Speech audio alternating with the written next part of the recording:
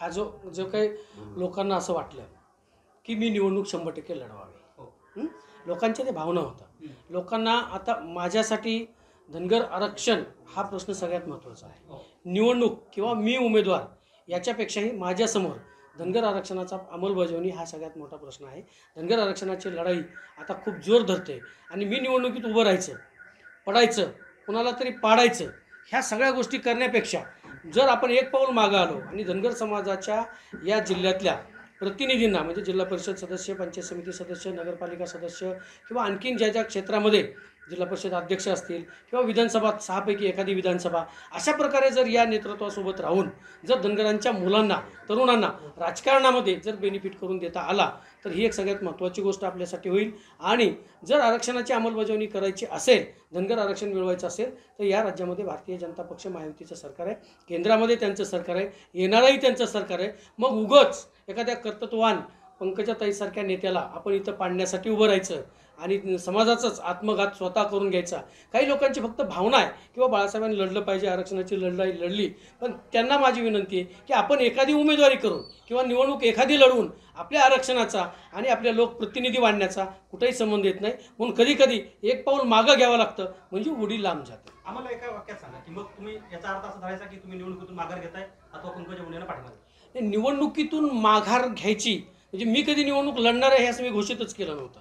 ही समाजाची भावना होती की बाळासाहेब दोडतणेंनी निवडणूक लढवावी। मी कधीही कोणाजवळही सिंगल एका व्यक्तीजवळही म्हणलो नाही की मला निवडणूक लढवायची।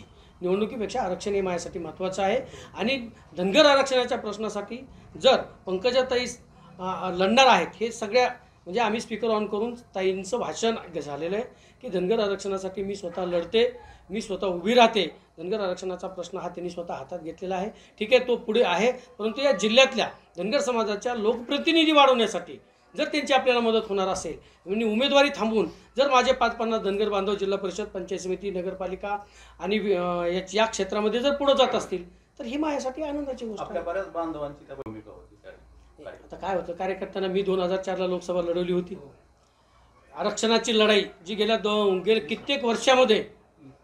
कित्येक वर्षामध्ये आरक्षणाची लढाई थांबली होती, ती महाराष्ट्रभर यशवंत सेनेनं वातावरण तयार करून आज राज्यात आरक्षणाचा अंतिम टप्प्यावरती आम्ही आणून ठेवलेले आहे। त्यामुळे धनगर समाजाची प्रचंड भावना होती की मी एकदा लोकसभेत लढावं। धनगर समाजाचं किती मतदान आहे, धनगर समाजावर झालेला अन्याय, धनगर समाजात झालेली हेळसांड दूर करण्यासाठी आपण एकदा निवडणूक लढवावीच। मग कोण जिंकत आहे, कोण हरतंय याच्यापेक्षा आपलं मतदान किती हे एकदा चेक करायचं आहे। तर माझी बांधवांना विनंती, मतदान चेक करण्यासाठी एखाद्या चांगल्या नेत्याचा आपण निवडणुकीमध्ये हरवणं किंवा त्यांना पाडणं किंवा कोणाला तरी निवडून आणणं हा आपल्या हिताचा किंवा समाजाच्या हिताचा तो निर्णय होऊ शकत नाही। कधी कधी आपण एक पाऊल मागं घेऊ आणि आरक्षणासाठी पुढे जाऊ। सर, जर मी घरात बसून थांबलो असतो, मी तर निवडणूक लढण्याची मी कधी घोषणा केली नव्हती आणि मी म्हणलं असं उद्या की म्हणा मी निवडणूक लढणारच नाही, तर उद्या बाकीचे लोक हेच म्हणले असते की यांनी घरात बसून काहीतरी सेटलमेंट केली। त्याच्यामुळं आम्ही तुमच्यासोबत का आहोत, मी एकट्या पंकजाताईंना फोन लावलेला नाही, मी दोन्ही उमेदवारांना फोन लावला। त्यांची धनगर समाजाबद्दलची काय भूमिका आहे त्यांनी लोकांनी ऐकली, ज्या प्रमुख पदाधिकाऱ्यांनी ऐकली आणि सगळ्या ताईंनी प्रमुख भूमिका त्यांची मांडल्यामुळं लोकांना ती आवडली।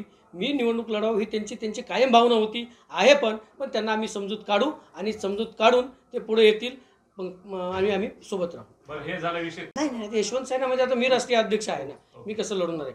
हा निर्णय फक्त बीड जिल्ह्यापुरता आहे। महाराष्ट्राचा निर्णय आम्ही राज्याचे मुख्यमंत्री, 2 उपमुख्यमंत्र्यांसोबत बसून पुढील निर्णय या 4 दिवसामध्ये आम्ही घेणार आहोत। एबीपी माझा, उघडा डोळे बघा नीट।